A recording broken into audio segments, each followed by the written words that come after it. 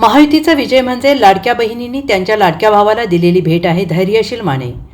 कोल्हापूरच्या मातीतून महायुतीचे रणशिंग फुंकले गेले. महायुतीची पहिली सभा कोल्हापूरला झाली आणि मुख्यमंत्री एकनाथ शिंदे, उपमुख्यमंत्री देवेंद्र फडणवीस, उपमुख्यमंत्री अजित पवार यांनी 2.5 वर्ष केलेल्या विकासावर आज जनतेनं शिक्कामोर्तब केलेला आहे.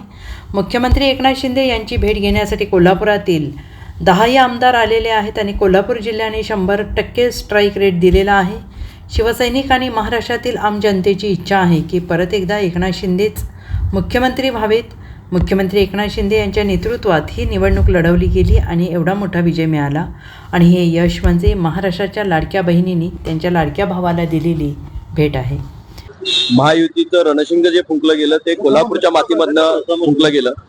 महायुतीची पहिली सभा जी झाली ती कोल्हापूरला झाली आणि आई अंबाबाईचा आशीर्वाद घेऊन संपूर्ण महाराष्ट्राला गवसणी घालण्याचा जो निर्णय सर्व या ठिकाणी नेते मंडळींनी घेतला त्याला यशापर्यंत आणि शिखरापर्यंत नेण्याचं काम महाराष्ट्राच्या सर्वसामान्य जनतेनं केलं आणि आज हा आनंदाचा क्षण आहे.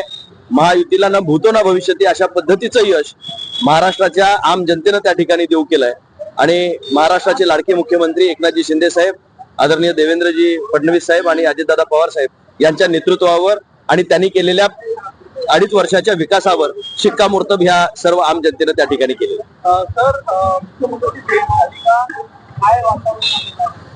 मुख्यमंत्री साहेबांची आता थोड्याच वेळात भेट होईल.